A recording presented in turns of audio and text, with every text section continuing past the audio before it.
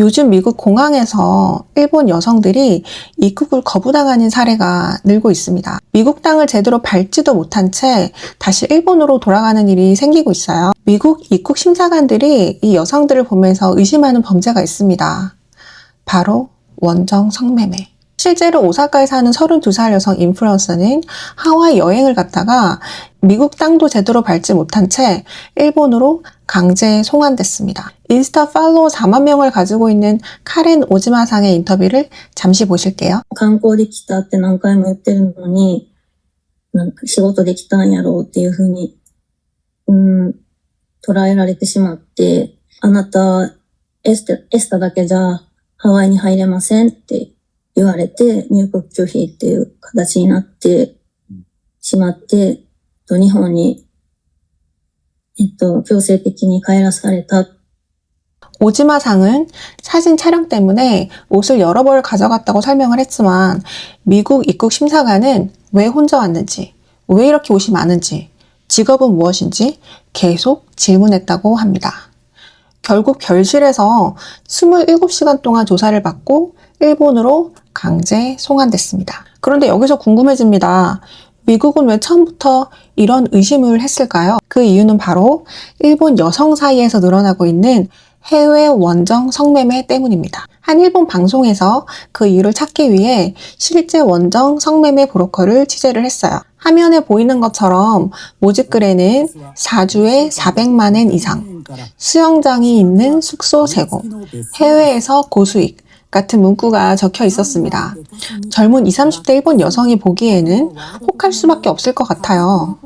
해외에서 럭셔리하게 살면서 돈도 일본에서보다 훨씬 쉽게 많이 벌 수 있으니까요. 취재에 응한 브로커는 엔저 때문에 일본보다 해외에서 훨씬 많이 벌 수 있어 지원자가 계속 늘고 있다고 말했습니다. 브로커는 SNS를 통해 여자를 모집하고 미국, 호주, 한국 등 현지 업자와 연결해서 숙소, 항공권, 보수까지 조율한다고 설명했습니다. 브로커의 말로는 하루 평균 20만 엔 정도를 벌고 우리나라 돈으로 약 200만 원 정도죠. 한 달에 600만 엔에서 많게는 1000만 엔 이상 버는 여성들도 있다고 합니다. 우리나라 돈으로 6천만 원에서 1억입니다. 한 달에요. 물론 어디까지나 브로커 측 주장입니다. 또 한 달에 10명에서 15명 정도를 해외로 보낸다고 말했어요. 브로커는 최근 1년 사이 미국 입국 거부가 크게 늘었고 편도 항공권만 있거나 숙소가 없거나 고가 명품을 많이 가지고 있는 경우 의심을 받기 쉽다고 말했습니다. 또 휴대전화 사진, 라인 대화까지 확인하는 경우도 있고 참고로 우리나라 카카오톡이 일본에서는 라인이에요. 범죄자를 신문하는 느낌이라고 합니다. 그런데 저는 여기서 더 궁금해졌습니다. 왜 이렇게까지 해외로 나가려는 걸까? 요즘 일본 뉴스를 보면 가부키초나 시부야에 밤마다 젊은 여성들이 길가에 쭉 서 있는 장면들이 자주 나옵니다. 일본에서는 이를 타찐보라고 부르는데요.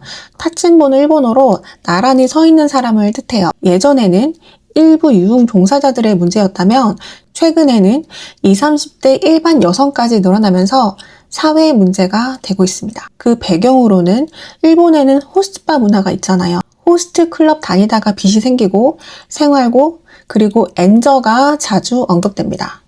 일본 엔화 가치가 많이 떨어졌어요. 물론 원화 가치가 많이 떨어진 우리나라도 마찬가지죠. 일본에서 버는 것보다 달러를 벌면 훨씬 큰 돈처럼 느껴지다 보니 브로커들이 그 절박함을 파고드는 겁니다. 가장 안타까운 건 일반 아시아 여성 관광객들까지 피해를 본다는 점입니다. 브로커도 인터뷰에서 우리 업계 때문에 일반 관광객에게 피해를 주는 건 미안하다라고 말했습니다. 오사카 여성 역시 나중에 일본 여성들의 원정 성매매 문제를 알고 자신도 그런 사람으로 오해받은 것 같아서 충격이었다고 말했습니다. 미국 단속이 심해지면서 브로커들은 미국뿐 아니라 한국, 즉 우리나라 한국도 주요 목적지 가운데 하나라고 말했습니다. 요즘 한류 때문에 일본 여성들이 한국 남자를 좋아한다고 해요. 실제로 한국에서도 일본 여성들을 조직적으로 입국시켜 성매매를 알선한 조직이 적발된 사건이 있었습니다. 결국 가장 큰 문제는 경제 불균형 같아요. 그 나라의 경제가 좋지 않아서 돈벌이가 힘들고 자국 통화 가치가 떨어지다 보니 더 높은 가치의 나라를 찾아서 돈 벌 일을 찾게 되고, 하지만 여러분, 미국도 먹고 살기 엄청 빡세다는 거를 말씀드리고 싶어요. 저는 한국보다 미국이 더 힘든 것 같아요. 근데 왜 미국에 있냐고요? 여러분들은 어떻게 생각하시나요? 미국의 입국 심사가 너무 과한 걸까요? 아니면 실제 사례가 반복되는 만큼 필요한 조치라고 보시나요? 댓글로 여러분의 의견을 알려주세요. 이 영상이 도움이 되셨다면 구독과 좋아요 부탁드립니다. 그럼 전 다음 영상에서 뵐게요.